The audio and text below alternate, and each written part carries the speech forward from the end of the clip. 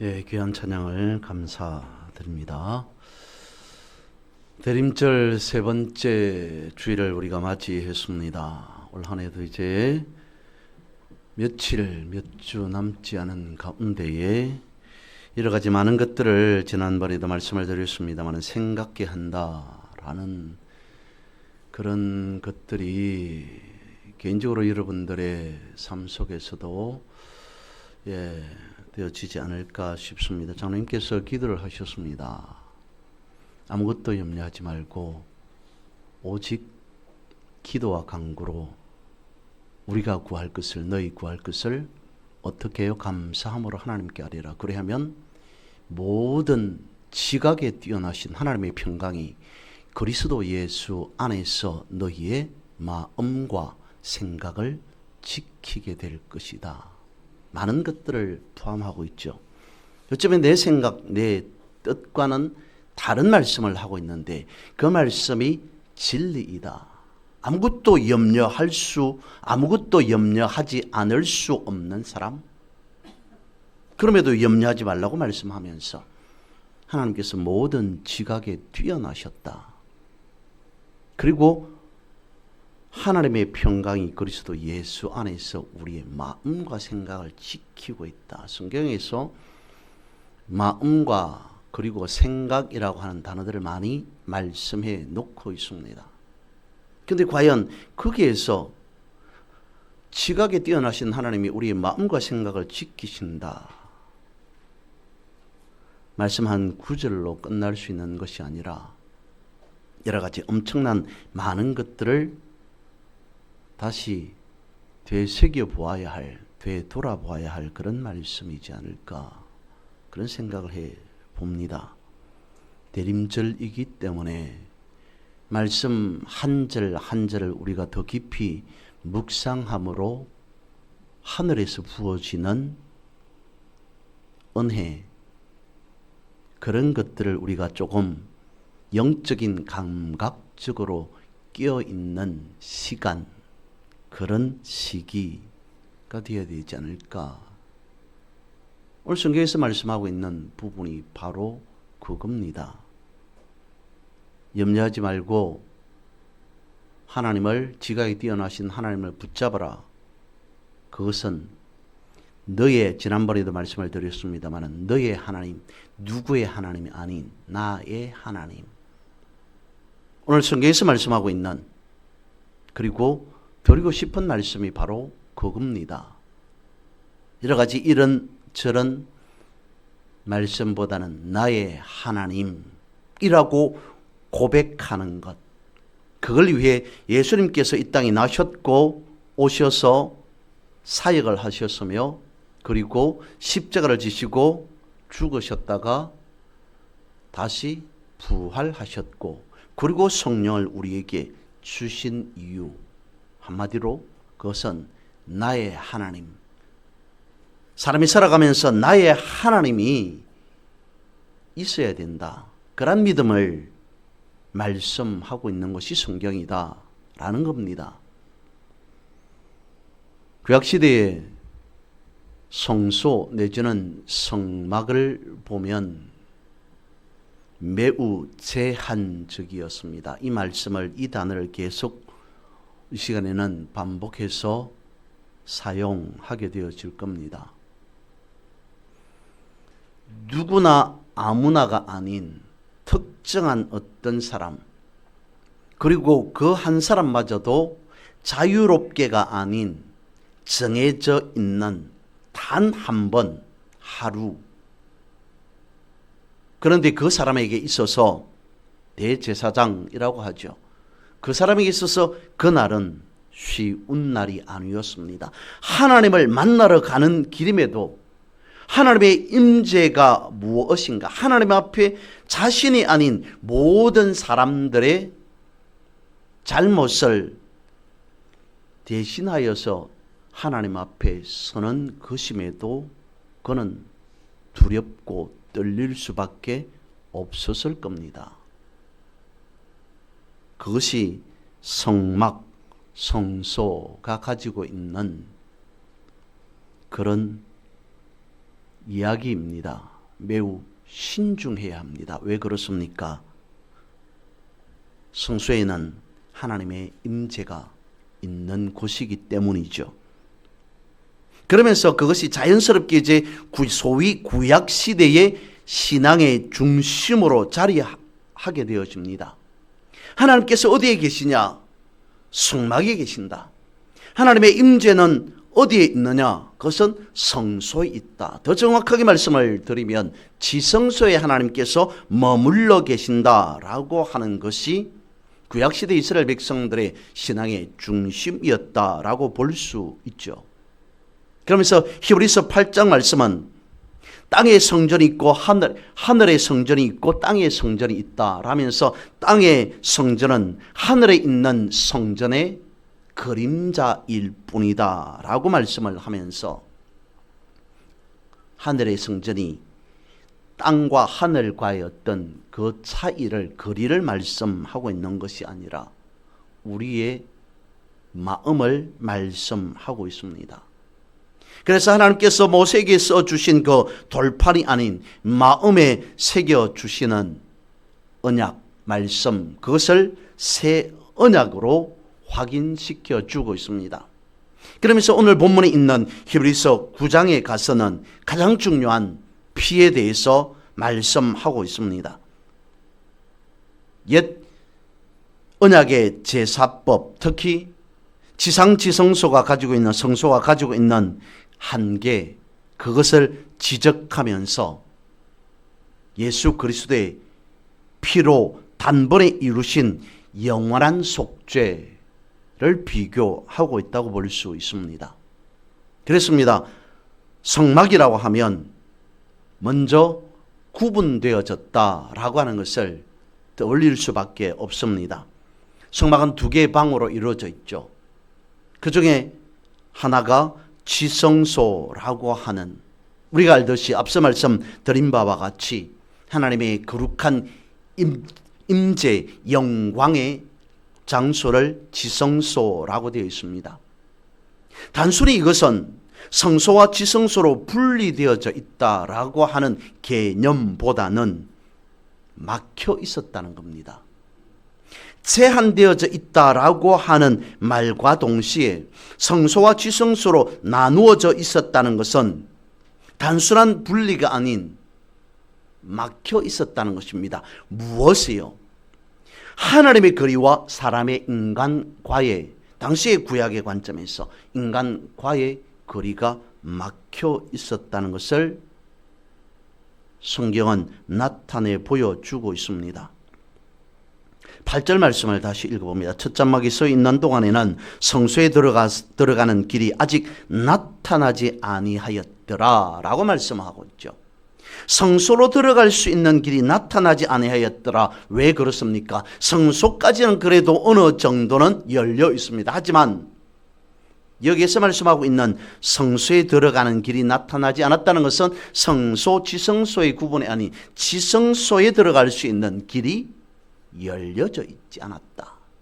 지성소로 가는 그곳은 막혀져 있었다. 제한적이었다. 닫혀 있었다. 이것이 성막이 가지고 있는, 즉 옛 언약의 근본적인 한계이다라고 하는 것을 히브리서는 우리에게 밝혀내고 싶었다는 것입니다. 즉 다시 말씀을 드리면 구약의 제사는 온전할 수가 없었다는 것이죠.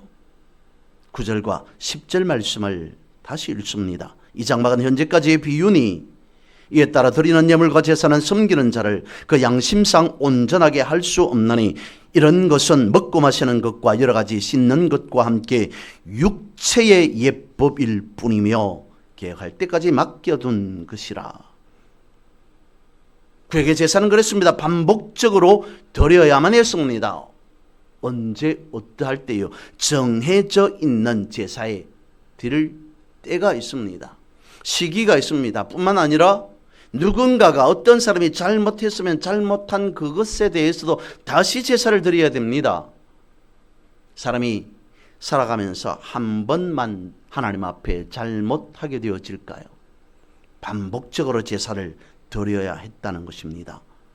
그런데 그 제사는 반복되어지는 것 속에서 오히려 내가 하나님 앞에 거룩하게 되었고 온전하게 되었다는 것을 깨닫게 해주는 것이 아니라 더욱 죄에 대해서 상기시켜 줄 뿐이었다는 것입니다.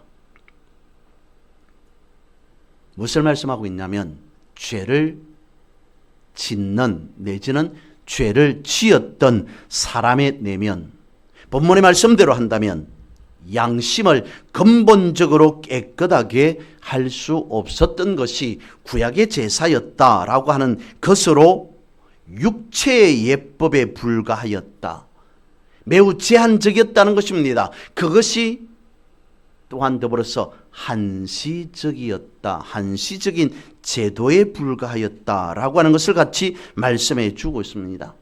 그래서 히브리서 9장은 오늘 본문에 있는 말씀은 불완전한 그림자와 그리고 실체가 되어지는 내지는 실제가 되어지는 예수 그리스도에 대해서 비교하면서 말씀해 주고 있습니다. 11절과 12절입니다. 그리스도께서는 장래의 좋은 일의 대제사장으로 오사 손으로 짓지 아니한 것 곧 이 창조에 속하지 아니한 더 크고 온전한 장막으로 말미암아 염소와 송아지의 피로 하지 아니하고 오직 자기의 피로 영원한 속죄를 이루사 단번에 성소에 들어가셨다라고 말씀을 하십니다. 그리스도께서 대제사장으로 구약의 대제사장처럼 오시기는 했는데 무엇이라고 성경은 오늘 본문의 말씀은 말씀하고 있냐면 손으로 짓지 아니한 장막, 성막에 대해서 언급하고 있습니다. 그러면서 히브리서 9장 22절 본문의 뒤쪽에 있는 말씀입니다. 이렇게 말씀하고 있습니다. 율법을 따라 그의 모든 물건이 피로써 정결하게 되나니 피 흘림이 없은즉 사함이 없느니라. 예수님께서 대제사장으로 오시기는 오셨는데 손으로 짓지 않은 무엇인가를 우리에게 허락해 주셨다라고 하면서 히브리서 9장 22절에서는 예수 그리스도의 피가 사람의 죄를 사해 주게 되었다. 피 흘림이 없은즉 사함이 없다라고 말씀을 하고 있습니다. 9장 전체를 다 읽지 않아서 그렇습니다만은 이런 말씀을 한 절씩 한 절씩 이어나가다 보면 어떤 느낌이 드냐면 마치 히브리서를 썼던 사람은 그 현장을 직접 보면서 그러니까 구약의 제사의 현장 가운데에서 그것을 바라보면서 쓰는 듯하다라는 느낌을 가질 수 있게 되어집니다. 구약의 제사의 현장에만 있었던 것이 아니라 예수 그리스도의 피 흘림의 현장에까지 직접 마치 눈으로 보면서 쓰는 것처럼 그렇게 말씀이 기록되어져 있습니다. 예수 그리스도의 피가 어떻게 하나님께로 나아갈 수 있는 영원한 새로운 길인지를 말씀해 주고 있습니다. 그 절정이 무엇이냐면 다름 아닌 성소와 지성소를 구분하고 있었던 휘장 혹은 가림막이었다는 것입니다. 성소에서 성막에서 성소와 지성소로 구분되어져 있었다는 것은 그 장막이 의미하는 것은 접근 금지 내지는 접근 불허였다는 것입니다. 히브리서는 이것을 밝혀내고 싶었다는 것이죠. 그러면서 첫 언약, 옛 언약, 그리고 새로운 언약을 비교하면서 끊임없이 말씀해 주고 있습니다. 아무튼 여기에서의 핵심은 지성소와 성소를 가로막고 있는 휘장이라는 것입니다. 휘장이 무엇이냐? 하나님과 죄인된 인간 사이의 근본적인 분리, 근본적인 단절, 그것을 히브리서는 말씀하고 있는 겁니다. 이야기하고 있는 것입니다. 그래서 그 휘장이 의미하는 것은 누구도 자신의 마음대로 휘장을 열고 들어가서는 안 되는 것이라는 거죠. 오직 대제사장만이, 그것도 1년에 단 한 차례 허용되어져 있는 그 시간만에 모든 백성들의 죄를 속죄하기 위해 짐승의 피를 가지고서야, 그리고 두려움과 떨림으로 들어갈 수 있는 곳, 제한되어져 있었다는 것입니다. 그것을 성경 8절 9절은 다음과 같이 말씀하고 있습니다. 성령이 이로써 보이신 것은 첫 장막이 서 있을 동안에는 성소에 들어가는 길이 아직 나타나지 아니한 것이라, 이 장막은 현재까지의 비유니 이에 따라 드리는 예물과 제사는 숨기는 자를 그 양심상 온전하게 할 수 없나니. 구약의 제사는 옛 언약이었다는 거죠. 그리고 구약의 성막은 그림자였다는 것입니다. 그리고 예수 그리스도의 피 흘림이 새 언약이 되어지고 신약의 성전이, 성소가 실체 내지는 실제라는 것입니다. 그래서 고린도전서 3장 16절은 말씀하고 있습니다. 너희는 너희가 하나님의 성전인 것과 하나님의 성령이 너희 안에 계시는 것을 알지 못하느냐. 분명히 성경은 우리에게 말씀하고 있습니다. 우리가 성전이다 라고 말씀을 하고 있습니다. 그런데 오늘 본문의 말씀에 있어서는 그 성전이 손으로 지은 것이 아니라고 말씀하고 있습니다. 손으로 짓지 아니한 성전, 그것은 도대체 무엇일까요? 히브리서를 써나가면서 물론 옛 언약, 새 언약, 구약 시대의 성막과 그리고 새로운 성막에 대해서, 성전에 대해서 비교하면서 말씀하고 있는데, 손으로 짓지 아니한 성전, 고린도전서에서 말씀하고 있는 우리가 하나님의 성전된 것, 그것은 무엇이겠습니까? 아마도 창세기에 하나님께서 지으셨던 사람을 아담을 생각하면서 쓰신 말씀이지 않을까 싶습니다.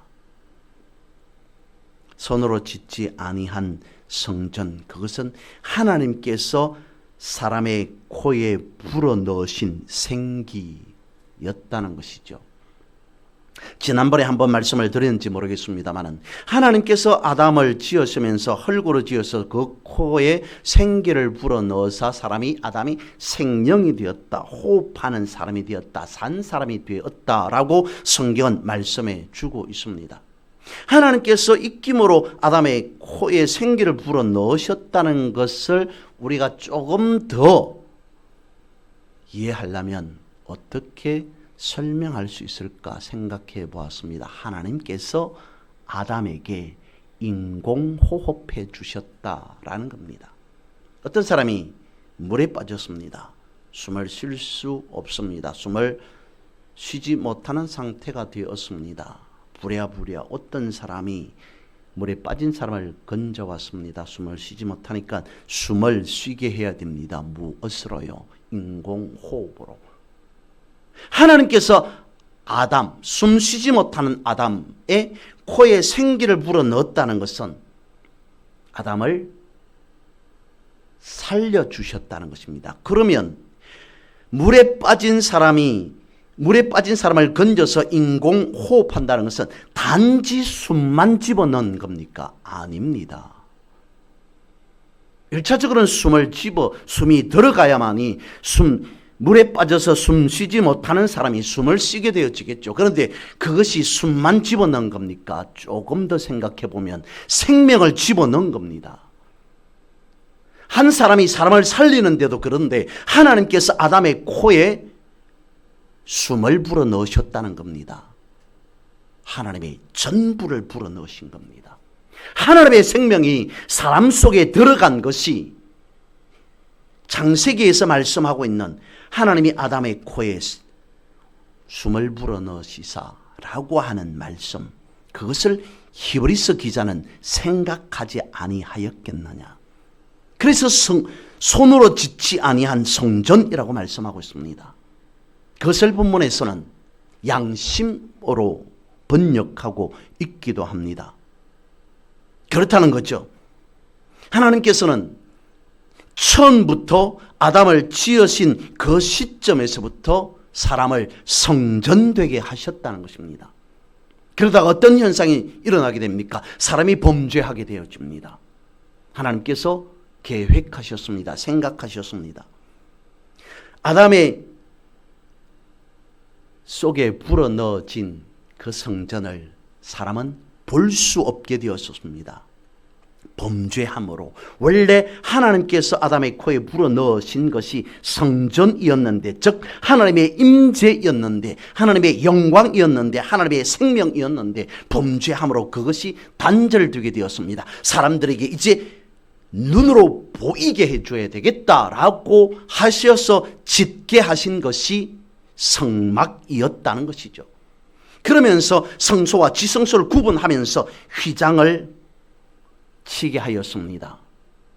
하나님과 소통할 수 없는 극히 제한적인 그런 부분들을 사람의 눈으로 직접 보게 하시려고 성막을, 성전을 짓게 하셨습니다.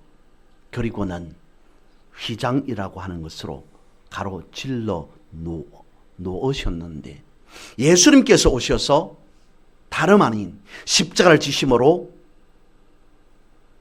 갈라놓았던, 막혀 있었던, 제한이 되어져 있었던 휘장을 반으로 찢어주셨습니다. 이것은 하나님과의 소통을 막고 있었던 막을 제거하였다는 것입니다. 그래서 가로 막고 있었던 것을 찢음으로 열어놓은 사건이 다름 아닌 십자가 사건이라는 것이죠. 성경은 우리에게 말씀해 주고 있습니다. 예수 그리스도의 십자가 지심이 예수님 스스로 지신 것이다, 아니라고 말씀하고 있습니다. 무엇으로 말씀하고 있습니까? 하나님의 뜻대로, 하나님의 말씀대로 진 것이 십자가라는 것입니다. 어떤 의미이냐면, 성경에서 학함이라는 히브리어로 학함이라고 하는 단어를 쓰게 되어지는데 지혜라고 하는 뜻을 가지고 있습니다. 그러면서 설명하는 것은 지혜자, 지혜로운 자라고 하는 것이 학함이라고 하는 단어인데, 그 학함이라고 하는 것이 지혜로운 자이기는 한데, 우리가 일반적으로 생각하는 그러한 지혜가 많은 사람, 똑똑한 사람, 그러한 것을 두고 말씀하고 있는 것이 아니라, 학함이라고 하는 성경에서 말씀하고 있는 지혜로운 자는 하나님을 경외함으로 올바른 삶을 살아가는 사람, 다르게는 하나님의 뜻을 따라 행하는 자를 두고 학함이라고 성경은 말씀하고 있다는 것이죠. 그러면서 예수님을 지혜로운 자이다, 지혜자이다 라고 말씀을 하고 계시기 때문에, 예수님은 하나님의 뜻에 순종하신 분, 하나님의 말씀이 아니면, 하나님의 뜻이 아니면 행하지 아니하였던 자로 지칭한다는 겁니다. 메시아에 대한 말씀이라고 알고 있는 이사야에서 그렇게 말씀하고 있습니다. 이사야 11장 1절과 2절 말씀입니다. 이새의 줄기에서 한 싹이 나며 그 뿌리에서 한 가지가 나서 결실할 것이요, 그의 위에 여호와의 영, 곧 지혜와 총명의 영이요, 모략과 재능의 영이요, 지식과 여호와를 경외하는 영이 강림하시리니. 예수님의 지혜는 하나님의 뜻대로 행하는 것이었습니다. 그것을 오늘 성경 히브리서는 말씀해 주고 있습니다. 대비해 놓고 있습니다. 구약의 지혜로웠던 자. 다시 말씀을 드리면, 극히 제한적으로 하나님께서 열어두셨던 열린 몇몇 자들만 소통하셨습니다. 그리고 예수님께서 오셨습니다. 지혜로운 자이신 예수님께서 오셔서 이제 제한적이고 한계가 있던 그 모든 것을 휘장을 가르심으로 소통하게 되었습니다. 모든 사람이 다 하나님과 소통하는 길을 열어두신 분이 하나님이시다라고 성경은 말씀하고 있습니다. 그렇습니다. 구약의 제사는 한계를 가지고 있었습니다. 제한적이었다는 것이죠. 하지만 신약에 있어서는 새 언약이라고 말씀하고 있습니다. 제한적이고 한계가 있었던 것을 이제는 없애버렸다는 것입니다. 그래서 새 언약이라고 말하며 신약에 와서는 새 사람이라고 되어 있습니다. 제한이 없어진 사람.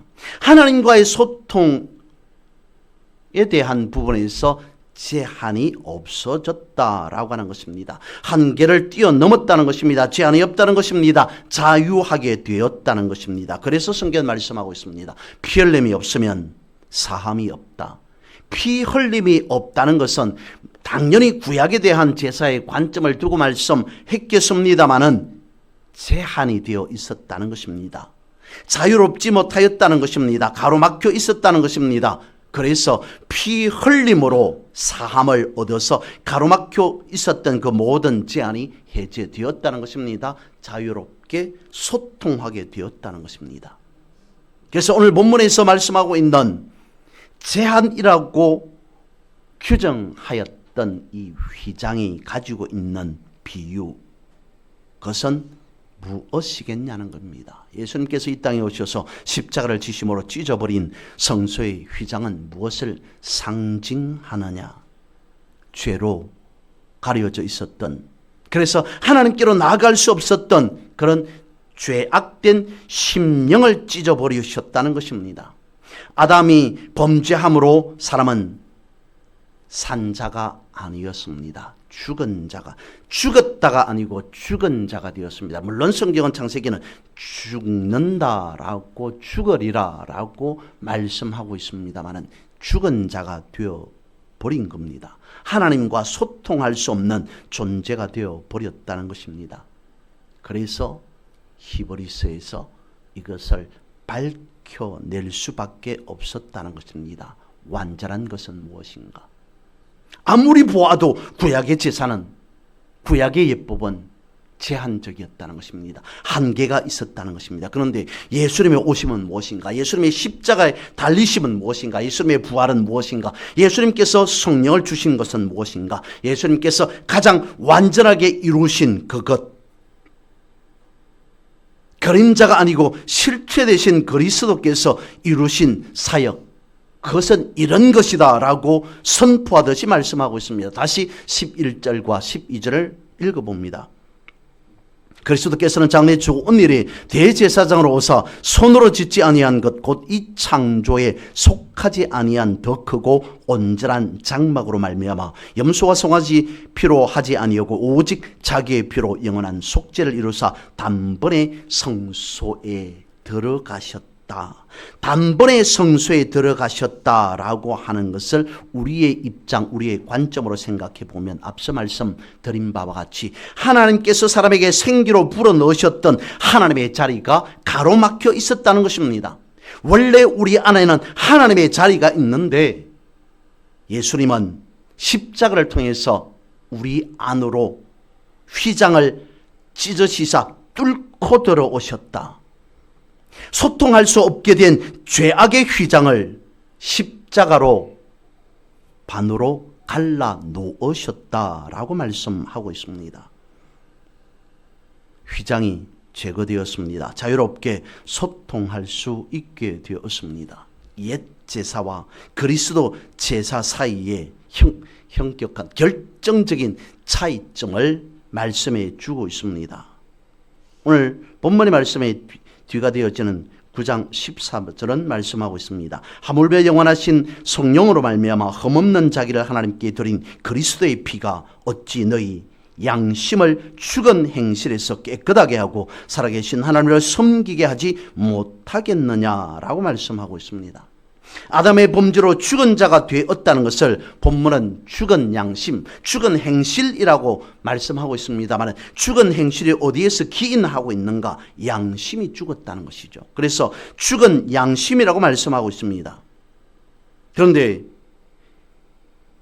예수님께서 이 땅에 오셔서 십자가에서 피 흘리심으로 죽은 양심을 살리셨다. 하나님의 본질을 회복해 하셨다라고 말씀을 하고 있습니다.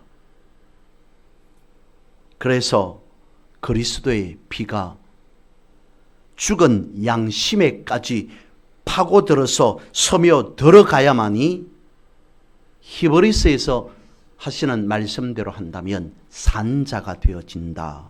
십자가로 휘장을 가르고 갈라진 휘장 사이로 그리스도의 피가 들어가야만이 구원받은 자가 되어진다라고 성경은 말씀하고 있습니다. 그러면서 히브리서는 이 피를 언약의 피라고 말하고 있습니다. 왜 그렇습니까? 역시 구약을 더 올리면서 생각하면서 본문을 성경을 쓰지 않았을까 싶습니다. 언약이라고 하는 것은 그것이었습니다. 하나님과 아브라함 사이에 언약을 맺습니다. 계약을 맺었습니다. 요즘으로 치면 도장을 찍거나 서명, 사인을 하겠습니다만 그때는 이런 도장으로 확인했습니다. 짐승을 잡아서 반으로 갈라서 그 사이로 하나님이 지나갑니다. 아브라함도 지나가게 합니다. 하나님이 그 사이로 갈라진 쪼개진 짐승 사이로 지나갔다는 것은 계약 완료가 되었다.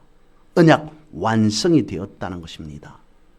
그것처럼 예수님께서 오셔서 막혀져 있던 휘장을 반으로 갈라 놓으셨습니다. 예수 그리스도의 피가 지나갔습니다. 그래서 그 피를 언약의 피라고 말씀하고 있습니다. 영원히 변치 않는 그리스도의 언약의 피라는 것이죠. 예수 그리스도께서 말씀하신 모든 것이 그래서 그대로 믿는 것을 두고 성경은 언약이라고 지칭하고 있습니다. 이런 것을 히브리서는 기록하고 있는데 앞서 말씀드린 바와 같이 마치 그 현장의 모든 것을 직접 눈으로 바라보면서 쓰고 있는 듯 그런 느낌을 가지게 되어집니다.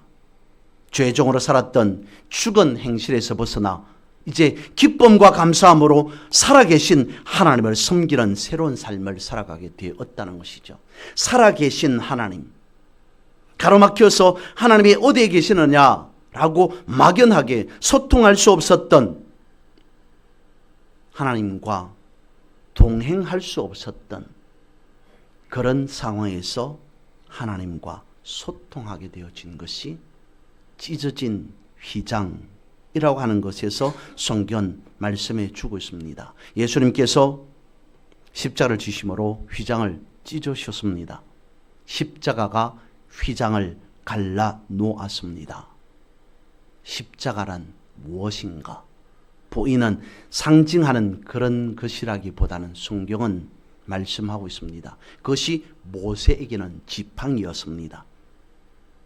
그러면서 성경은 모세가 들었던 지팡이를 하나님의 지팡이라고 성경은 말씀해 주고 있습니다. 이스라엘 백성들에게는 그것이 구름기둥과 불기둥이었습니다. 다윗에게는 그것이 목자의 지팡이였습니다. 성경 말씀하고 있습니다. 예수 그리스도의 십자가. 모세에게서 지팡이, 이스라엘 백성들에게서의 구름기둥과 불기둥, 다윗에게서 목자의 지팡이, 그것은 뒤에 있는 것 아니었습니다. 앞에 있어야만 했던 것입니다. 그리스도의 십자가 우리 앞에 있어야 됩니다. 휘장을 갈라놓은 것이 십자가였기 때문에 항상 우리는 십자가를 앞세워야 됩니다. 말씀을 앞세우고 살아가야 한다는 것입니다. 내가 먼저 가는 것이 아닌 내 앞에 십자가가 있어야 한다는 것입니다. 말씀이 있어야 한다는 것입니다. 십자가의 이끄심대로 우리가 인도받는 삶을 살아가야 한다는 것입니다. 1년에 단 한 차례 선택되어진 사람은, 정해져 있는 사람만 들어갈 수 있었던 지성소, 이제는 열렸습니다. 심령의 지성소란 무엇이겠습니까? 내가 삶 속에서 하나님이라고 부르면서 무릎 꿇는 그 자리가, 그 시간이 심령의 지성소입니다. 은혜의 보좌입니다. 하나님의 말씀을 읽겠습니다. 감히 내가 하나님의 말씀을 봅니다 라고 말씀을 읽는 그 시간이 심령의 지성소입니다. 우리는 이제 대림절을 보내면서 다시 오실 예수님을 기대하는 삶을 살아갑니다. 숨을 쉬는 그 한순간도 내 스스로 숨을 쉬는 것이 아니라 하나님의 역사하심, 거룩한 하나님의 인도하심이라고 본다면 그 시간이 하나님의 임재를 경험할 수 있는 시간이며 그것이 우리의 삶의 지성소임에 틀림없습니다. 기도드리겠습니다.